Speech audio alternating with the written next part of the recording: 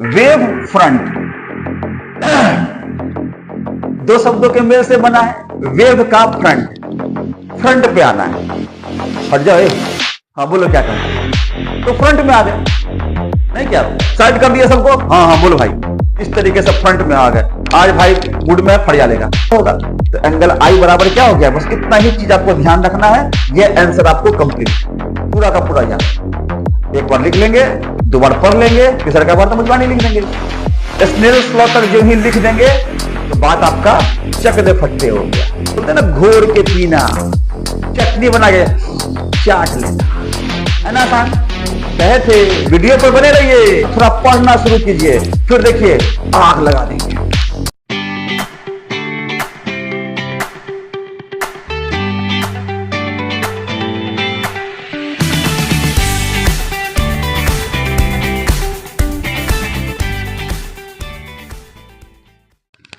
Hello students, कैसे हैं आप लोग। आई होप आप सभी लोग स्वस्थ होंगे, अपने एग्जाम की तैयारी में व्यस्त होंगे।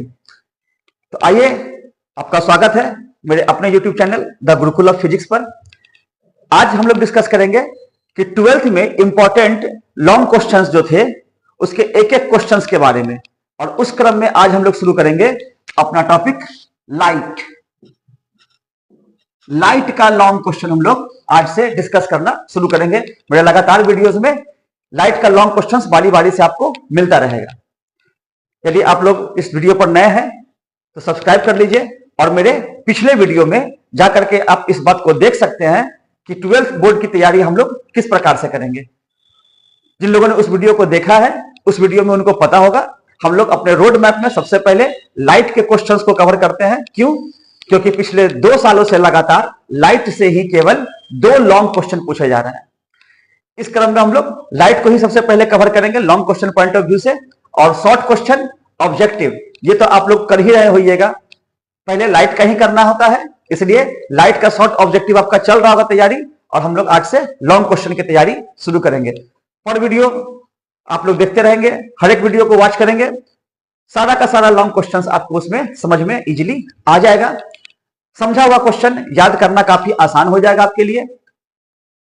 वीडियो खत्म होने के बाद आप उस क्वेश्चन के नोट्स को तैयार करके उसको याद कर सकते हैं। जिन्हें नहीं है, अगर नोट्स आपके पास, तो आप में मैसेज भी कर सकते हैं, इसका हैंड रिटेन नोट्स मैं आपको भेज दूंगा। तो चलिए आज हम लोग शुरू करते हैं लाइट का पहला इंपॉर्टेंट क्वेश्चन, जो कि है आपका define wave front, right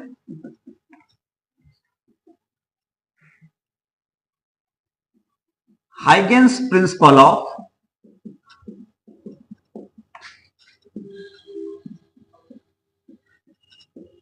secondary wavelets।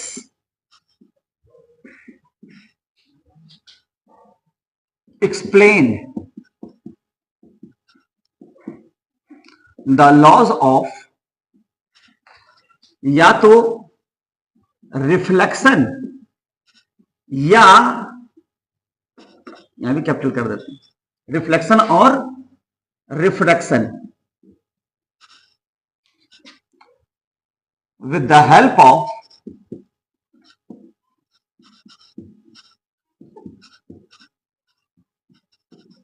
Huygens principle. Huygens principle के आधार पर हम लोगों को लॉज ऑफ रिफ्लेक्शन या रिफ्रैक्शन को एक्सप्लेन करना है। यह आपका फिजिकल ऑप्टिक्स का one of the most important long question है, जो संभावना है इस साल पूछे। तो आइए इसको हम लोग डिस्कस करते हैं, और इसके आंसर में लिखते हैं हम लोग सबसे पहले वेव फ्रंट। ये वेव फ्रंट क्या होता है पढ़िएगा आप लोग, याद होगा, शॉर्ट क्वेश्चन में भी ये इंपॉर्टेंट है, इसको याद कर किए भी होइएगा आप लोग। वेव फ्रंट क्या होता है? Wave front is the locus of all the locus of all the points of a medium having, wave front is the locus of all the points of a medium having same phase of oscillation, यानी कि medium के points का वह locus जिसके प्रत्येक point का phase of oscillation क्या हो, सेम हो, उसे हम लोग क्या बोलते हैं, वेव फ्रंट बोलते हैं। कुछ आया समझ में? नहीं सर, नहीं समझ में आया। तो आइए हम लोग विचार करते हैं, समझने का प्रयास करते हैं कि वेव फ्रंट होता क्या है। बड़ा सिंपल सा लॉजिक है वेव फ्रंट का। देखा जाए तो एचसी वर्मा सर ने एक्सप्लेन किया है, ठहरा हुआ पानी है, उस पानी के अंदर एक पत्थर को हम लोग गिराते हैं, गिरेगा तो तरंगे निकलेंगी। तो सामने का जो तरंग दिख रहा है आपको अपनी ओर आता हुआ या किनारे पर जाता हुआ, वो सामने का तरंग क्या कहलाएगा, वेव फ्रंट कहलाएगा। ठीक है। वेव फ्रंट में एक और खासियत है, such that A line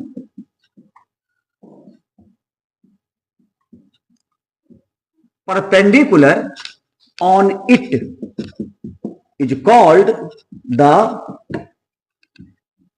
ray। वो क्या कहलाता है, रे कहलाता है, किरण, प्रकाश का किरण, प्रकाश की किरणें, रेज ऑफ लाइट।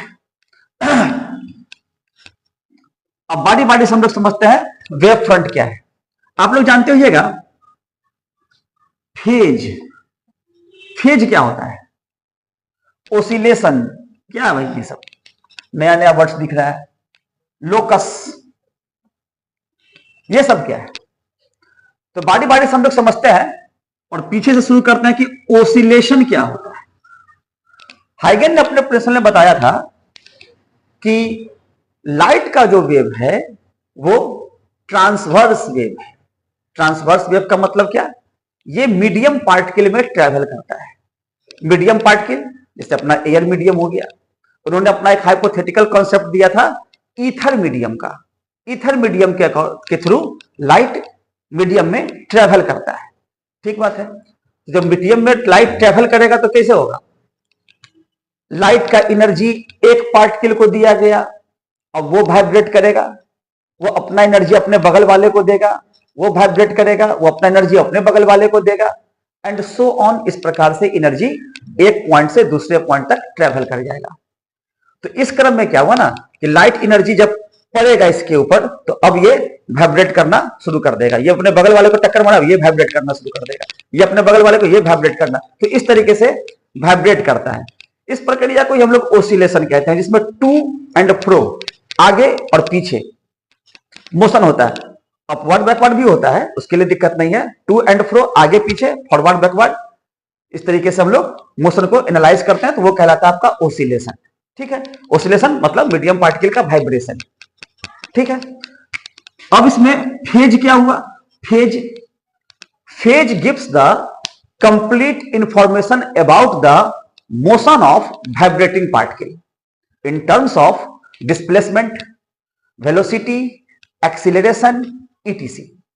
फेज क्या बतलाता है, किसी भी वाइब्रेटिंग पार्टिकल का मोशन बतलाता है, उसका डायरेक्शन बतलाता है, उसका पोजीशन बतलाता है। आपको ध्यान में होगा, साउंड वेव वगैरह पढ़िएगा, लाइट वेव भी पढ़िएगा, तो मीडियम पार्टिकल का डिस्प्लेसमेंट हम लोग y इज इक्वल टू क्या लिखते हैं, amplitude a sine omega T plus या माइनस के एक्स। साउंड वेव का हो गया ये इक्वेशन, ट्रांसवर्स वेव का ही। लाइट वेव का भी इक्वेशन हम लोग इलेक्ट्रोमैग्नेटिक वेव में देखे होइएगा, तो a साइन 2 पाई टी बटा टी प्लस माइनस एक्स बटा लेमडा, इस टर्म में भी लिखते हैं। और भी कई सारा टर्म से इक्वेशन लिखने का, तो उस टर्म में हम लोग लाइट का या साउंड का या वेव का इक्वेशन हम लोग लिखते हैं इस टर्म में। ठीक है। इसमें साइन के बाद का जो ये पोर्शन है, साइन के बाद का ये पोर्शन क्या कहलाता है, ये पोर्शन ही कहलाता है फेज। क्या बताया ये कि टी टाइम पर पार्टिकल का पोजीशन क्या था, टी टाइम पर पार्टिकल का पोजीशन क्या था, ये कौन बतलाया, फेज बतलाया। साइन के बाद जो एंगल लेते हैं ना, वो एंगल ही क्या कहलाता है, वाइब्रेटिंग पार्टिकल का फेज कहलाता है। तो फिर आया समझ में, और भी समझेंगे इसको। तो ओसिलेशन क्लियर हुआ कि मीडियम पार्टिकल का जो वाइब्रेशन है, चाहे टू एंड फ्रो हो या फिर बैकवर्ड फॉरवर्ड हो, वो ओसिलेशन कहलाएगा। फेज वेव का इक्वेशन जब लिखेंगे तो साइन के बाद का जो टर्म है वो फेज होगा। वो फेज क्या करेगा, वो फेज मीडियम पार्टिकल के डिस्प्लेसमेंट को, उसके पोजीशन को, उसके वेलोसिटी को टाइम के साथ बतलाएगा, किसका पोजीशन क्या है, वेलोसिटी क्या है, एक्सीलरेशन क्या है, किस जगह पे है, पॉजिटिव में है कि नेगेटिव में है, वगैरह वगैरह। ये सारा इंफॉर्मेशन आपको फेज से मिल जाता है। ठीक है। अब फेज के बाद हम लोग आते हैं अपने टॉपिक पर, वेव फ्रंट। तब लोकस पे आएंगे। वेव फ्रंट क्या होता है? तो सिंपल सा बात है, मान लेते हैं अपने पास एक सोर्स है, हो सकता है एक पार्टिकुलर मीडियम में लाइट का वेव तो सेम ही होगा। जैसे मान लेते हैं एयर में है, तो एयर में वेलोसिटी ऑफ लाइट कितना होता है, सी होता है, जानते ही आप लोग। ठीक, तो सोर्स एस से जब लाइट चलेगा तो टी टाइम में सीटी, टी टाइम में सीटी, टी टाइम में सीटी, चारों ओर फैलेगा। सोर्स है, चारों ओर फैल गया लाइट, बराबर टाइम में बराबर दूरी तय करके। यानी कि इसका डिस्टेंस सीटी, या मान लो एक्स है, एक्स दूरी तय किया, एक्स दूरी तय किया, और भी कई सारा रेंज ऑफ लाइट होगा, एक्स दूरी, एक्स दूरी, एक्स दूरी, एक्स दूरी, सब एक्स दूरी तय कर रहा है। बराबर टाइम में लाइट बराबर दूरी तय कर रहा है, सब एक्स है। ये पॉइंट आया एक्स दूरी का, दिख रहा है ये पॉइंट एक्स दूरी का, सोर्स से एक्स दूरी पर ये पॉइंट दिख रहा है। तो लाइट इस पॉइंट्स पर बराबर दूरी तय करके बराबर टाइम में पहुंच जाएगा। अब क्या करेंगे, इसको हम लोग मिलाएंगे। मिला दिए, कैसा हो गया ये सर? ये तो गोला टाइप का बन गया, स्फेरिकल हो गया। बिल्कुल सही बात है, क्योंकि लाइट जब सोर्स से निकलेगा तो चारों पूरा गोला बनाएंगे हम लोग, स्फीयर टाइप का। तो वो क्या हो जाएगा, स्फेरिकल वेव फ्रंट। आगे बताएंगे स्फेरिकल वेव फ्रंट। फिलहाल अब इसको जो मिला दिए, इस पूरे गोले को उस पॉइंट्स के साथ, तो इसे ही हम लोग बोलते हैं वेव फ्रंट। क्या बोलते हैं, वेव फ्रंट। क्या मतलब है इसका सर? वेव फ्रंट का मतलब हुआ कि अब यहां पर जितने भी मीडियम के पार्टिकल्स होंगे उन सबों का ओसिलेशन सेम फेज में होगा। ठीक है, मीडियम के पार्टिकल का ओसिलेशन क्या होगा, सेम फेज में होगा। सेम फेज में कैसे होगा? अरे भाई, तो बराबर टाइम में बराबर दूरी तय किया ना, बराबर टाइम मतलब क्या, टी टाइम में। तो फेज कितना होगा, फेज को अपन फाई से दिखाते ना, फाई बराबर क्या लिखते हैं, ओमेगा टी, चलो प्लस लेते हैं तो के एक्स, फाई वन पहले पार्टिकल के लिए, फाई वन टी टाइम में बराबर दूरी, फाई टू टी टाइम में बराबर दूरी, फाई थ्री टी टाइम में बराबर दूरी। तो ये टी भी तो सेम आया ना, सेम टाइम में सेम डिस्टेंस तय किया। तो फाई वन फाई टू बराबर तो दिख रहा है सब। तो सभी का क्या होगा ना, फेज सेम होगा। यानी कि अब अपने डिफिनेशन पे आ जाओ। वेव फ्रंट क्या होता है, locus of all the points of a medium. एक मीडियम, ये नहीं कि हवा है बगल में पानी है, ऐसा नहीं, सिर्फ एक मीडियम का बात करेंगे। एयर तो एयर, वाटर तो वाटर, ग्लास तो ग्लास। तो locus of all the points of a medium having same phase of oscillation. Medium के पार्टिकल्स का, किसी एक मीडियम के पार्टिकल्स का वह लोकस जिसके प्रत्येक पॉइंट का फेज ऑफ ऑसिलेशन क्या हो, सेम हो, उसे हम लोग क्या कहेंगे, उसे हम लोग वेव फ्रंट कहेंगे। कुछ आया समझ में? सर कुछ कुछ तो समझ में आ रहा है। तो इसका मतलब बताइए क्या होता है वेव फ्रंट? इसको और सिंपल से समझते हैं। वेव फ्रंट दो शब्दों के मेल से बना है। वेव का फ्रंट, फ्रंट पे आना है। हट जाए, हाँ बोलो क्या कहता है, तो फ्रंट में आ गए। नहीं क्या साइड कर दिया सबको, हाँ हाँ बोलो भाई, इस तरीके से फ्रंट में आ गए। आज भाई गुड में फड़िया लेगा, तो फ्रंट में आके बात किए, बैक में तो पीछे से ना, ठीक है ठीक है, इस तरीके, ऐसा नहीं है ना। फ्रंट का मतलब फ्रंट, आगे से आएंगे, सीना तान कर आएंगे। ठीक, तो वो हो गया फ्रंट। जैसे बता ना भाई, शुरू में क्या बताए थे, एक पत्थर का टुकड़ा गिराएंगे तो वेव आगे की ओर, और किनारे पर कोई बैठा तो उसके सामने क्या आ रहा है, उसके सामने लहराता हुआ सा जो आ रहा है, ये है आपका वेव फ्रंट। अब क्लियर हुआ? यानी कि वेव फ्रंट इसे शॉर्ट कर सकते हैं दो शब्दों के मेल से बना। किसके मेल से बना? Wave plus front. Wave front, राजा का पुत्र, राजपुत्र। वेव का फ्रंट, फ्रंट मतलब आगे का, आगे का जो आपको अपनी ओर आता हुआ दिख रहा है, उसे ही कहते हैं क्या? Wave front. क्लियर है सब लोग को? फिर फर्दर किसी दूसरे टाइम में वेव आगे की ओर चलेगा, इसका लोकस लेंगे, ये वेव फ्रंट। ओ, तो परपेंडिकुलर, अच्छा, इस वेव फ्रंट के ऊपर स्फीयर है ना, स्फीयर के ऊपर जो भी लाइन खींचेंगे वो क्या होगा? वो तो परपेंडिकुलर ही होगा सर। स्फीयर के ऊपर खींचा गया लाइन क्या होगा? हमेशा परपेंडिकुलर ही होगा। और यही परपेंडिकुलर लाइन क्या कहलाता है? रे। रे बोले तो किरण, किरण नहीं, सिंपल किरण, प्रकाश की किरणें, प्रकाश का किरण, ray of light, rays of light, वो वाला रे, की वाला नहीं, है ना? ठीक, मिटा दे इसको। आया सब लोग समझ में? फिर से रिवाइज कर लेते हैं। वेव फ्रंट क्या होता है भाई? Wave front is the locus of all the points of a medium having the same phase of oscillation such that a line perpendicular on it is called the ray। ठीक बात है। अब इसके नीचे से पैराग्राफ चेंज करके हम लोग लिख सकते हैं इसको मिटा देते हैं थोड़ा सा, तब वेव फ्रंट पूरा खत्म हो जाएगा।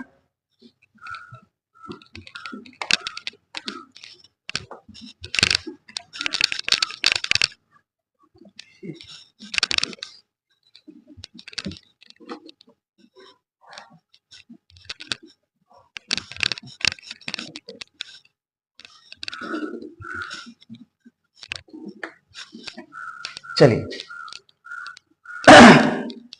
पैराग्राफ चेंज करके लिखेंगे हम लोग, इट इज ऑफ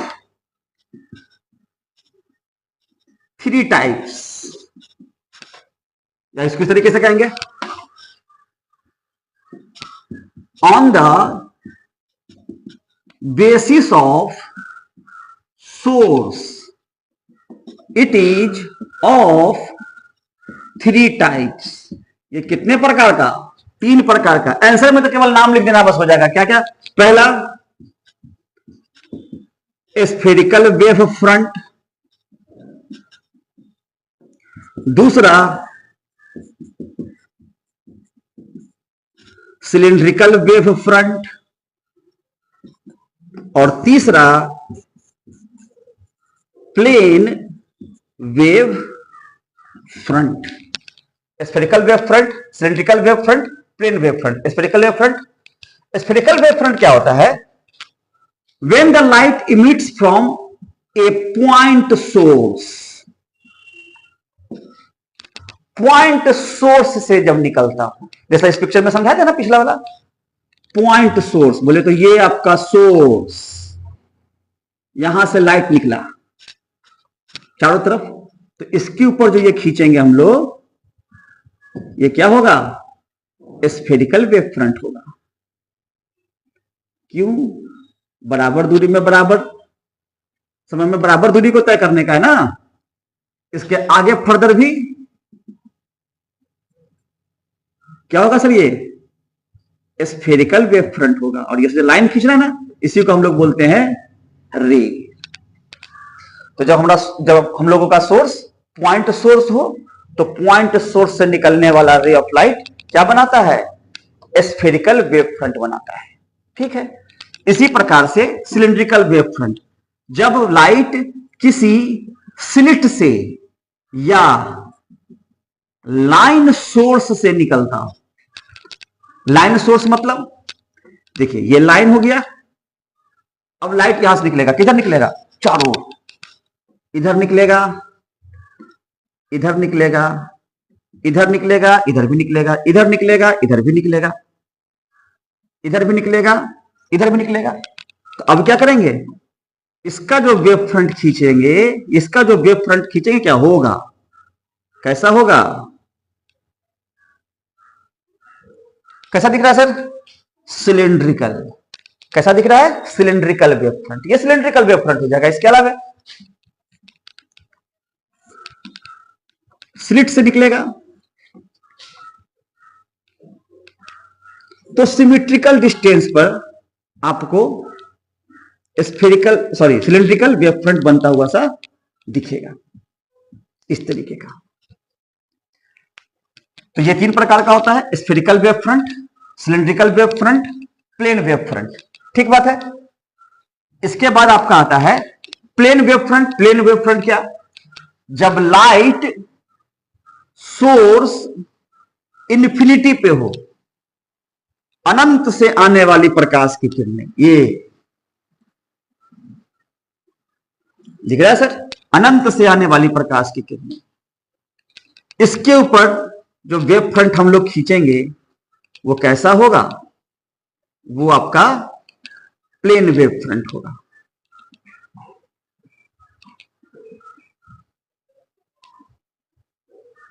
दिख रहा है? इसका खासियत क्या होता है प्लेन वेव फ्रंट का? यहां ध्यान रखिएगा, इसमें जो रेज है ये यूनिडायरेक्शनल रेज। क्या हो जाता है? यूनिडायरेक्शनल, एक ही दिशा से आता हुआ महसूस होता है, अनंत से, एक ही डायरेक्शन से। तो इस केस में क्या होता है? Rays are unidirectional. ठीक है। ऑब्जेक्टिव में पूछा हुआ सवाल भी है, when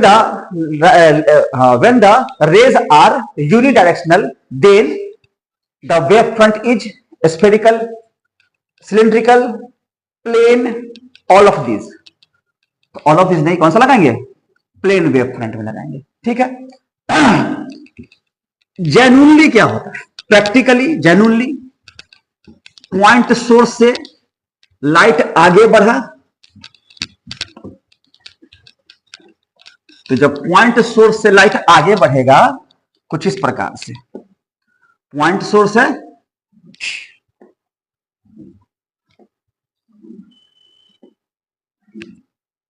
बढ़ रहा है। जब पॉइंट सोर्स से आगे बढ़ेगा तो लाइट का वेव फ्रंट स्फेरिकल होगा।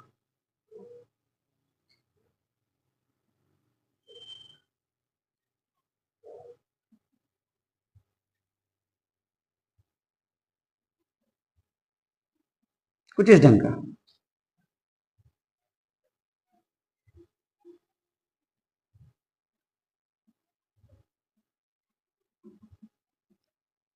एट सिमेट्रिकल डिस्टेंस, यही स्फेरिकल वेव फ्रंट आपका कुछ दूरी चलने के बाद अगर वॉच करते हैं, ऑब्जर्व करते हैं, तो सिलिंड्रिकल के रूप में अपीयर होने लगता है। लगता है एक लाइन से चलता हुआ रहा है। कहीं पे लेते हैं, यही माना यहां से निकलेगा, फिर सेकेंडरी वेवलेट के सिद्धांत समझेंगे हम लोग। यहां पर सिलिंड्रिकल टाइप से बनता है। बहुत आगे जब देखेंगे तो स्फेरिकल का कर्वेचर बढ़ता जाएगा, बढ़ता जाएगा। छोटा है, बढ़ता गया, बढ़ता गया, बढ़ता गया, बढ़ता गया, बढ़ता गया, बढ़ता गया। तो अब ऑब्जर्वर देखेगा तो क्या देखेगा भाई? एक डायरेक्शन से आ रहा है। जब एक डायरेक्शन से आएगा तो वो वेव फ्रंट क्या कहलाएगा? प्लेन वेव फ्रंट कहलाएगा, जो यहां पर बनाया था ना फोटो, वो वाला। तो इस तरीके से 3 प्रकार का वेव फ्रंट होता है on the basis of source. जब पॉइंट सोर्स होगा तो स्फेरिकल वेव फ्रंट, स्लिट या लाइन सोर्स होगा तो सिलिंड्रिकल वेव फ्रंट, और जब लाइट इन्फिनिटी से आ रहा होगा तो प्लेन वेव फ्रंट। सिंपल। बता दे इसको। आई होप आप सभी लोगों को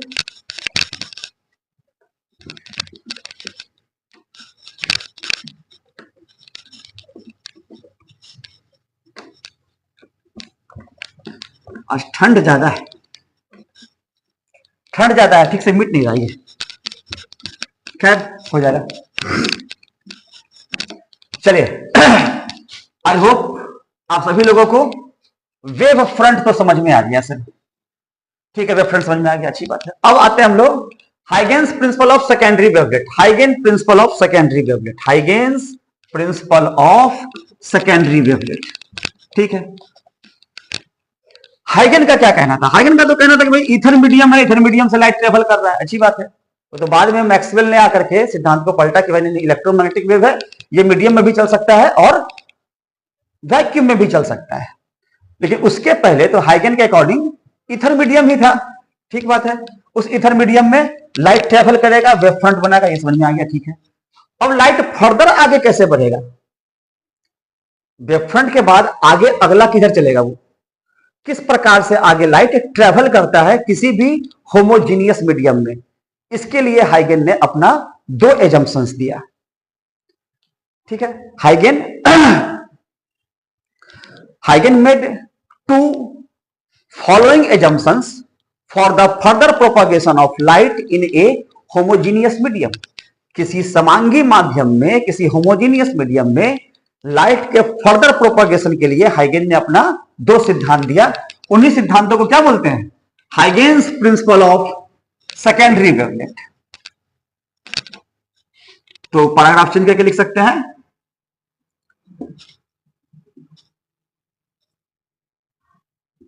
हाइगेन्स प्रिंसिपल ऑफ सेकेंडरी वेवलेट। ये क्या होता है? हाइगन gives 2 assumptions for the further propagation of light waves in a homogeneous and isotropic medium. Homogeneous and isotropic medium, which is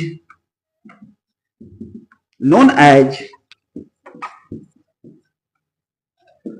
the Huygens principle of secondary wavelet.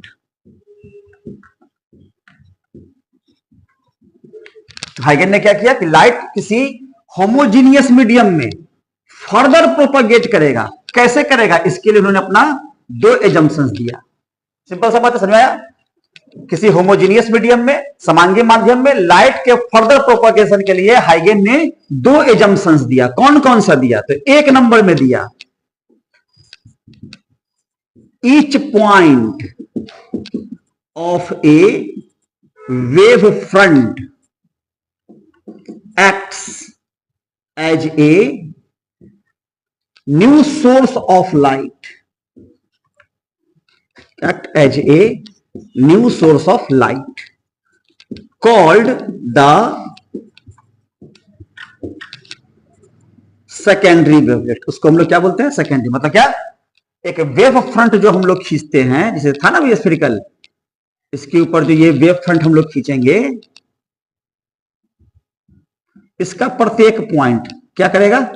Light का नया source की तरह काम करेगा। लाइट के नए सोर्स की तरह वो अब काम करेगा। अब लाइट यहां से आगे बढ़ेगा। इन्हीं पॉइंट्स को क्या बोलते हैं? इन्हीं पॉइंट्स को बोलते हैं सेकेंडरी वेवलेट। वेव फ्रंट के प्रत्येक पॉइंट को हम लोग क्या बोलते हैं? सेकेंडरी वेवलेट बोलते हैं। क्यों बोलते हैं? क्योंकि अब वो नए सोर्स ऑफ लाइट की तरह काम करेगा। समझ में आया बात? किसी भी वेव फ्रंट के प्रत्येक पॉइंट को सेकेंडरी वेवलेट कहते हैं। क्यों? क्योंकि अब वो नए सोर्स ऑफ लाइट की तरह काम करेगा। लाइट अब वहां से फर्दर आगे बढ़ेगा। ये पॉइंट है, यहां से लाइट आगे बढ़ेगा। ये पॉइंट है, यहां से लाइट आगे बढ़ेगा। ये पॉइंट है, यहां से लाइट आगे बढ़ेगा, वगैरह। ठीक है, ये पहला बात हो गया। पिक्चर नहीं बनाना है आंसर में, आंसर में पिक्चर नहीं बनाना है, समझने के लिए था वो। दूसरा पॉइंट क्या कहता है? दूसरा पॉइंट कहता है the new wave front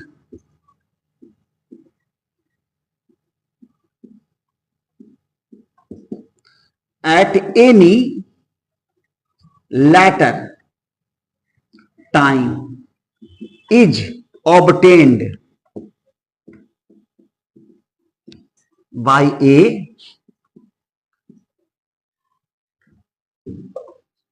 the new wave front at any later time is obtained by taking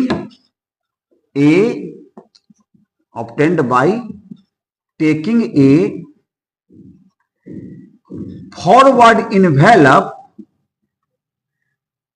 at that time। उस टाइम पर फॉरवर्ड इनवेलप जब लेते हैं तो वो क्या देता है? नए वेव फ्रंट का चांस देता है। जब फॉरवर्ड इन्वेलप लेते हैं तो क्या देता है, तब वो एक नए वेव फ्रंट का पोजीशन देता है। जैसे कि है ना, ये पॉइंट्स यहां से लाइट निकला, लाइट निकला, लाइट निकला। अब यहां से क्या करेंगे, फॉरवर्ड इन्वेलप ले लेंगे ये वाला।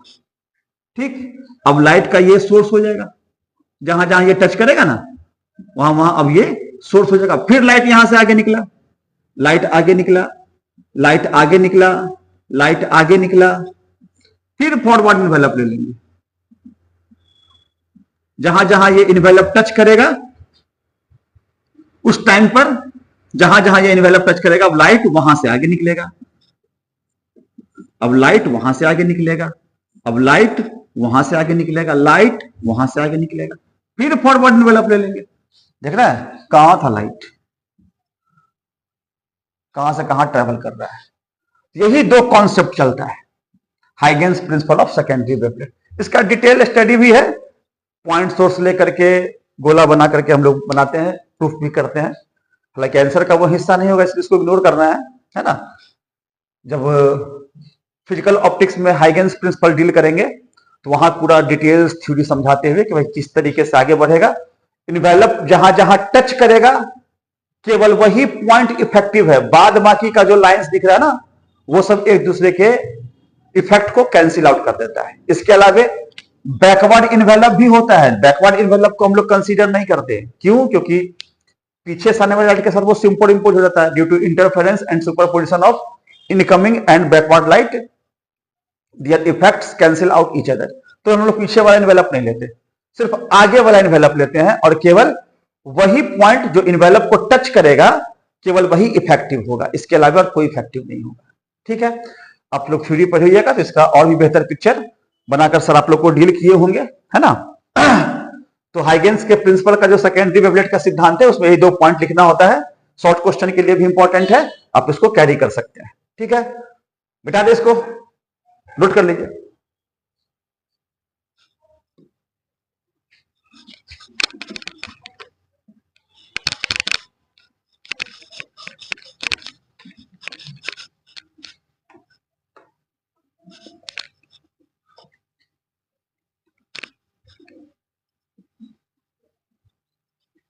बोर्ड पर दिखता है ठीक से, हुआ है बोर्ड पर ठीक से दिख रहा है ना, इसे तो भगा देगा ना, फास्ट कर देगा खुद ना, कैसी पे नहीं देगा, कट जाएगा, जरूरत नहीं कटने का, फॉरवर्ड कर देना मिटाते हुए। ठीक है बच्चों, आगे बढ़े हम लोग समझ गए वेव फ्रंट क्या होता है, हाइगेन्स प्रिंसिपल ऑफ सेकेंडरी वेवलेट क्या होता है। अब बारी बारी से हम लोग सीखेंगे laws of reflection and laws of refraction. तो सबसे पहले हम लोग क्या सीखेंगे, सबसे पहले जानेंगे लॉज ऑफ रिफ्लेक्शन, परावर्तन के नियम। नियम तो पता ही होगा, हाइगेन के सिद्धांत से उसको प्रूफ करना है। ठीक है, कैसे करेंगे, तो कुछ लैंग्वेज तो पहले आपको देना ही पड़ता है ना। क्या लैंग्वेज दीजिएगा कि let us consider a reflecting surface, reflecting surface P Q मान ले, ठीक, on which a plane wave front,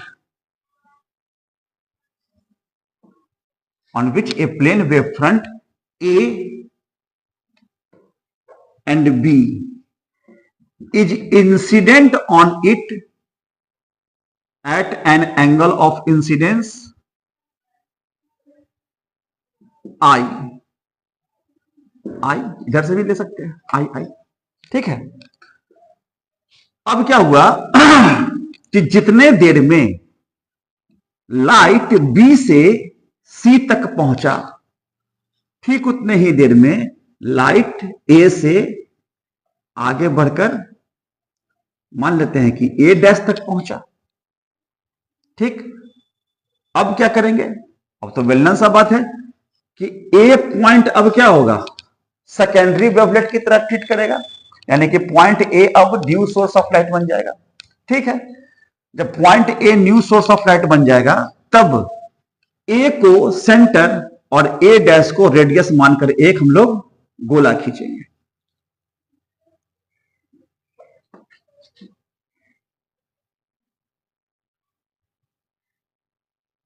एक गोला खींच लिया और फिर इसके ऊपर एक टेंजेंट खींचेंगे, फिर इसके ऊपर एक टेंजेंट खींचेंगे। अब ये टेंजेंट फॉरवर्ड इनवेलप की तरह काम किया, ये टेंजेंट क्या किया, फॉरवर्ड इनवेलप की तरह काम किया।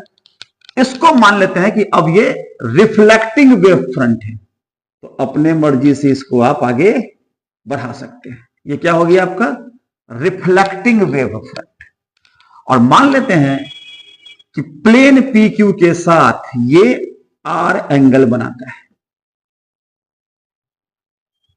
बना सकता है। ये एंगल आर, ये एंगल भी आर, पहले से माने थे ये वाला आई, ये आई, ये भी आई, ये आई, तो ये भी आई, ये सब तो ठीक है। यहां से एक परपेंडिकुलर मेजरमेंट के लिए हम लोग डाल लेते हैं, डी मान लेते हैं। ये आपका परपेंडिकुलर, ये भी आपका परपेंडिकुलर, ये भी आपका परपेंडिकुलर, मान ले। चलिए क्या सब किया हम लोग, आइए रिकॉल कर लेते हैं लैंग्वेज में जो लिखेंगे। लेटेस्ट पिक्चर के आधार पर latest consider a reflecting surface P Q on which a plane wave front AB is incident at an angle of incidence angle I, कोई दिक्कत, at an angle of incidence angle I, then point A becomes the new source of light called the secondary wavelet, ठीक। during a time t second, the ray of light travels from B to C, t time में B से C तक दूरी तय करता है, मान लेते हैं। और उतने ही टाइम में A से A डैश तक दूरी तय करता है। इमेजिनरी लाइन है ना, ये वाला लाइन एक्चुअल थोड़े है, रिफ्लेक्टिंग तो रिफ्लेक्ट कर जाएगा ना भैया, रिफ्लेक्टिंग सरफेस तो रिफ्लेक्ट कर जाएगा। लेकिन कैलकुलेशन के लिए हम लोग ये सोचते हैं ना कि जितने टाइम में लाइट बी से सी तक गया उतने ही टाइम में लाइट ए से ए डैश तक भी चला जाता है, ठीक है। अब ए से ए डैश तक जब लाइट चला गया तब क्या करिए, तब हम लोग taking A as a centre and, अच्छा ए से ए डैश तक गया, बी से बी डैश तक गया, तो ए से A dash is equal to BC ले सकते हैं ना। जब बीसी लेंगे किसके बराबर, सी इंटू टी के बराबर, कोई टाइम था जो ट्रेवल किया है, ठीक है। Then taking A as a centre and A dash as radius, draw a spherical wave front and then a tangent A dash C and C D on it. अब ए डैश सी और C D खींचेंगे, ये तो sphere का radius ही है ना, ये तो स्फीयर का रेडियस है। अगर रेडियस है तो ए डैश इज इक्वल टू, क्या ए डी लिख सकते हैं, बिल्कुल लिख सकते हैं सर, क्यों नहीं लिख सकते हैं, लिखना भी चाहिए, अच्छी बात है, क्योंकि दोनों तो बराबर ही है ना। स्फीयर का रेडियस ए डैश, स्फीयर का रेडियस ए डी, क्योंकि स्फीयर है, दोनों बराबर ही होगा। Then point C is then the tangent A dash C is the reflecting wave front। तब जो tangent A dash C है वो क्या होगा, reflecting wave front होगा। if it makes an angle R with the reflecting surface, अब अगर ये एंगल R बनाता हो किसके साथ, reflecting surface के साथ, then in ट्रायंगल देख लो भैया, A C D and A dash C, दिख रहा होगा आपको, एंगल ए डी सी बराबर एंगल ए ए डैश सी, ये कितना हो गया 90 डिग्री, 90 डिग्री, 90 डिग्री। ए ए डैश बराबर बी सी, ए ए डैश बराबर ए डी। इतना नहीं भी करेंगे तो यहां ये बात ही बोल सकते हैं, also A C is common side, इस दोनों ट्रायंगल का, रुको माथा पकड़ के दिखाते हैं, इस दोनों ट्रायंगल का, इसका और इसका, दोनों ट्रायंगल का कॉमन साइड कौन है, एसी है, ये कॉमन साइड हो गया एसी, ठीक है, इस ट्रायंगल का भी, इस ट्रायंगल का भी। तो क्या सब हुआ सर, दो को साइड बराबर हो गया, एंगल भी बराबर हो गया, thus these two triangles are similar, hence angle I बराबर एंगल R, इसलिए एंगल I बराबर क्या हो जाएगा, एंगल R। अब मिला लो भाई, ये नॉर्मल था, ये एंगल I, ये एंगल I, ये R, सम्मुख कोण बराबर होते हैं तो R। तो अब अगर इसका फेस पिक्चर खींचा जाए,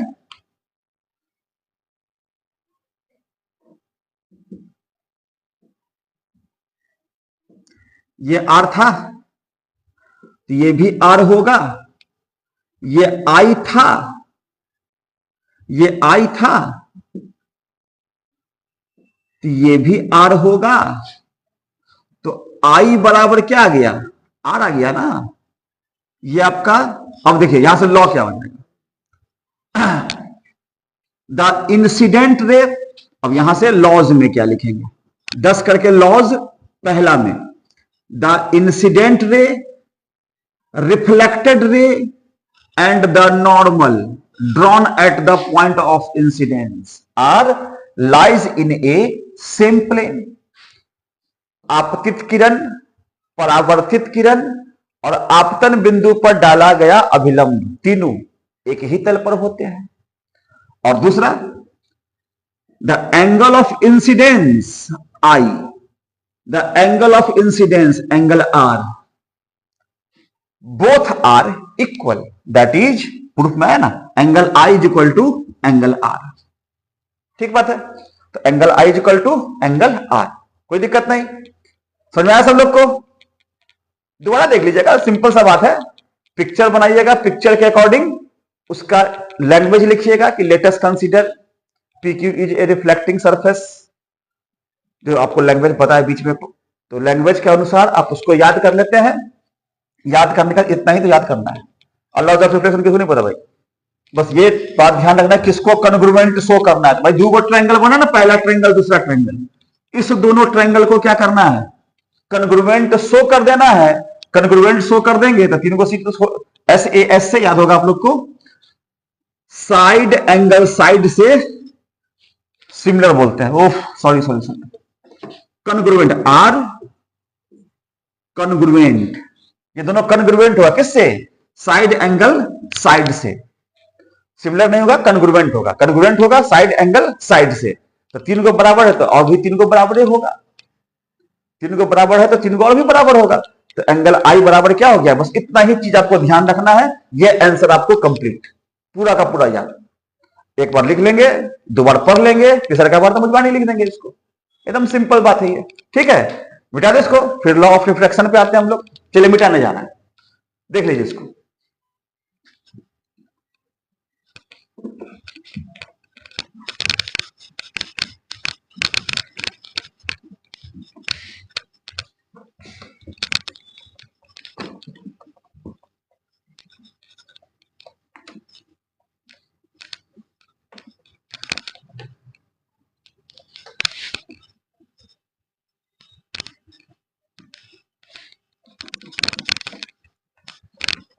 ठीक है बच्चों, चलिए अब नेक्स्ट हम लोग आते हैं लॉज ऑफ रिफ्रैक्शन।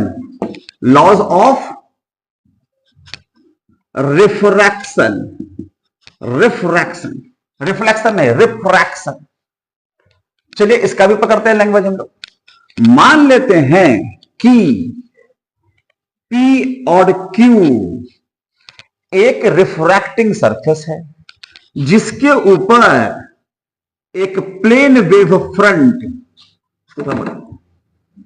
A और B इंसिडेंट होता है at an angle of incidence I। ये नॉर्मल डाल दिया। ये आपका रिफ्रैक्टिंग, इसको क्या नाम देंगे? PQ है, इसका नाम हो गया रिफ्रैक्टिंग सरफेस, जिसके ऊपर एक plane wave front AB incident करता है। अच्छी बात है। ये रिफ्रैक्टिंग सरफेस सेपरेट करता है किसको? मीडियम 1 जिसका रिफ्रैक्टिव इंडेक्स है μ1 एंड मीडियम 2 जिसका रिफ्रैक्टिव इंडेक्स है, मान लेते हैं μ2। Let us consider a refracting surface PQ which separates two mediums, medium 1 and medium 2 having refractive index μ1 and μ2 respectively. Got it? चलिए, on which a plane wave front AB is incident at an angle of incidence, angle I. ठीक बात है। अब चूंकि medium बदलाएगा, ये भी कर सकते हैं, इसको ले लेते हैं रेडर, इसको ले लेते हैं डेंसर, चेंज भी करके लिख सकते हैं, सेम ही आएगा। इसको डेंसर, इसको रेडर, कुछ भी कर दीजिए, कोई दिक्कत नहीं। ये कॉन्सेप्ट आप लोग को ध्यान में होगा, 10th में पढ़िएगा कि रेडर से जब डेंसर में जाएगा तो लाइट नॉर्मल की ओर थोड़ा बेंड कर जाएगा, लाइट नॉर्मल की ओर थोड़ा सा बेंड कर जाएगा। ठीक, तो मान लेते हैं कि टी टाइम में बी से सी तक गया, लाइट बी से सी तक ट्रेवल करता है, कर सकता है, और उतने ही देर में लाइट ए से ए डैश तक ट्रेवल किया, क्योंकि मीडियम बदल गया तो C2T। तो लैंग्वेज में क्या ले लेंगे फिर हम लोग? A plane wave front AB is incident at an angle of incidence, angle I, if the light travels a distance C1T in time t second from B to C and A to A dash with covering a distance C2T, that is क्या आ गया? A dash C2T and BC is equal to C1T। इतना काम हो गया। Then point A acts as a new source of light called the secondary wavelet। तो point A क्या हो गया? न्यू सोर्स ऑफ लाइट हो गया, जिसको क्या बोलेंगे? सेकेंडरी वेवलेट बोलेंगे। ठीक, अब अगर ये सेकेंडरी वेवलेट है तो taking A as a centre and A dash as radius, draw a spherical wavefront. Language बिल्कुल मिलता जुलता टाइप का, जो रिफ्लेक्शन का था वही उसी टाइप का लैंग्वेज, बस थोड़ा सा चेंजिंग है, थोड़ा सा कितना कि भाई मीडियम बदल रहा है, रिफ्लेक्टिव इंडेक्स μ1 μ2, बाकी सब कुछ सेम टू सेम है। Taking A as a centre, A dash as a radius, draw a spherical wave front and a tangent A dash C. उस पर एक टेंजेंट खींच दिए, कौन? ए डैश सी। देन अब ये फॉरवर्ड इनवेलप की तरह काम करेगा ना। Then the tangent A dash C is the refracting wave front. तो टेंजेंट ए डैश सी क्या होगा? रिफ्रैक्टिंग वेव फ्रंट होगा। If it makes an angle R with the refracting surface. अब अगर ये एंगल आर बनाता हो, किसके साथ? रिफ्रैक्टिंग सरफेस के साथ, तो ये एंगल आर, तो ये एंगल भी आर, ये 90 डिग्री खींचे हैं, तो ये एंगल आई, तो ये एंगल भी आई। ये आपका रेडियस है तो 90 डिग्री, स्फीयर पर तो रेडियस खींचेंगे तो 90 डिग्री पे ही आएगा ना सरफेस पर। ठीक है, इतना काम कर दिए, लैंग्वेज इतना लिख लिए। देन इन ट्रायंगल याद क्या करना है, देखो, then in triangle A B C and A dash C sine I बराबर B C by A C. Picture के अकॉर्डिंग, बस पिक्चर के अनुसार ही साइन आई लगाएंगे, कितना हो जाएगा, आई के सामने वाला perpendicular BC hypotenuse AC BC बटा, अच्छा तो बीसी का तो वैल्यू पता है, लिख देते हैं लाइन, सीटी बटा एसी का नहीं पता, छोड़ देते हैं। एंड साइन आर, आर बराबर कितना हो जाएगा भाई, आर के सामने का perpendicular A dash hypotenuse AC, इसको ऐसे भी तो लिख सकते हैं सी to T by A C.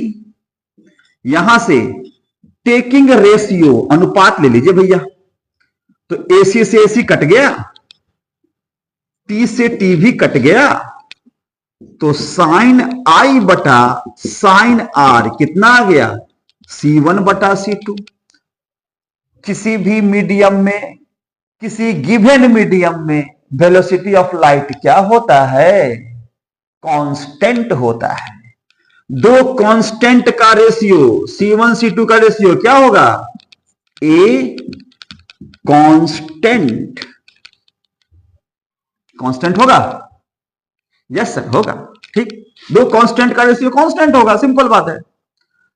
This implies sine I बटा sine R is equal to mu. अब यहां म्यू कहां से आ गया सर, ये कहलाएगा आपका स्नेल्स लॉ। क्या मतलब, अभी सीखे कि रिफ्रैक्शन में the ratio of sine of angle of incidence, sine of angle of incidence and sine of angle of refraction remains a constant. कितना है, ये कांस्टेंट है ना। स्नेल ने बताया कि भाई ये कांस्टेंट जो है वो रिलेटिव रिफ्रैक्टिव इंडेक्स के बराबर है, इसलिए इसको क्या बोलेंगे, Snell's law, relative refractive index. ये क्या मतलब सर, चलिए इसका मतलब ये कि साइन आई बटा साइन आर बराबर म्यू टू बटा म्यू वन, ये भी बोल सकते हैं, या बोल सकते हैं म्यू वन साइन आई बराबर म्यू टू साइन आर, ये भी बोल सकते हैं। तो इतना नहीं लिखना है, मतलब स्नेल्स लॉ तक लिख देना है कम से कम। स्नेल्स लॉ तक जो ही लिख देंगे तो बात आपका चक दे फट्टे हो गया, बात आपका बन गया। बताओ कितना याद करना है, समझ गया क्वेश्चन को, फिर कितना याद करना है, फोटो के अकॉर्डिंग, फोटो के अकॉर्डिंग केवल लैंग्वेज लिख लेना है, और लैंग्वेज लिखने के बाद देख लो भाई, दो को त्रिभुज दिख रहा है, पहला त्रिभुज दूसरा त्रिभुज, इस दोनों त्रिभुज के हिसाब से साइन आई बटा साइन आर कर देना है। साइन आई बटा साइन आर करके स्नेल्स लॉ तक लिख देना है। स्नेल्स लॉ तक जब लिख जाएगा तब बोल देंगे 10 the laws of refraction are. पहला में क्या होता है सर जी, पहला में फोटो बना देंगे, रे ऑफ लाइट आया, इसको मान लेंगे आई, या इसको मान लेंगे आई, मीडियम दूसरा में गया तो मुड़ गया, इसको मान लेंगे आर। देख लो आर आई है, इधर से भी आई ले सकते, इसको भी ले सकते थे आई, नॉर्मल के साथ ही है ना। तो क्या बोलेंगे, एंगल ऑफ इंसिडेंस, पहला लॉ, पहला law, incident ray, refracted ray and the normal drawn at the point of incidence, ये आपका point of incidence are lies in a same plane. Sir ये तो रिफ्लेक्शन वाला लॉ था, वही तो बोल रहे हैं, दोनों सेम ही टाइप का है, इसको तो प्लेन पे ही खींचे ना। एंड इंसिडेंट रे आया, रिफ्लेक्टेड रे ये आया, वहां के लिए रिफ्लेक्टेड, एक वर्ड रिफ्लेक्टेड वहां लिखे थे, यहां लिखेंगे refracted. Incident ray, refracted ray, reflected नहीं refracted ray, and the normal drawn at the point of incidence are lies in a same plane. Very good. और दूसरा, इट ओबेज स्नेल्स लॉ, ये किसका पालन करता है, स्नेल्स लॉ का पालन करता है। क्या है ये नियम भाई, that is the sine of angle of incidence and angle of refraction remains a constant. क्या होता है ये? कांस्टेंट होता है ना? आसान कहे थे। वीडियो पर बने रहिए, एक एक क्वेश्चन को एक्सप्लेन करके बताएंगे इतना इजी वे में कि इसको याद करना ही नहीं पड़ेगा। बोलते ना घोर के पीना, चटनी बना के चाट लेना, इस प्रकार का हो जाएगा। आप वीडियो पर बने रहिए, मेरे साथ जुड़े रहिए, चैनल को लाइक कीजिए, सब्सक्राइब कीजिए, उसके बाद दोस्तों से शेयर भी कीजिए, क्योंकि दोस्त दोस्त के काम आता है। स्वस्थ रहिए, ठंड से बचकर रहिए, अपने बड़ों का ख्याल रखिए, खुद का भी ख्याल रखिए, और स्वार्थी बनकर थोड़ा पढ़ना शुरू कीजिए, फिर देखिए आग लगा देंगे। 80+ गारंटी, 80+ की गारंटी। अगर समझ के भाई याद कर लिया ना, कुछ भी, उसके बाद तो याद करना भी आसान, याद कर लिए तो याद करके लिखना भी आसान। और जब सब कुछ आसान तो नंबर कैसे नहीं आएगा? ठीक है बच्चों, तो फिर से अपील है, चैनल को लाइक कीजिए, सब्सक्राइब कीजिए, वॉच कीजिए, चीजों को देखिए, समझिए कि किस तरीके से, सिंपल तरीके से हम लोग एनालाइज करते हैं आपके लिए। बच्चों सिंपल से सिंपल तरीके से सारा क्वेश्चन का आंसर लिख करके लाएंगे, सारे क्वेश्चंस को डिस्कस करेंगे। अपने दोस्तों से शेयर कीजिए। फिर मिलते हैं अगले वीडियो में, तब तक के लिए बाय।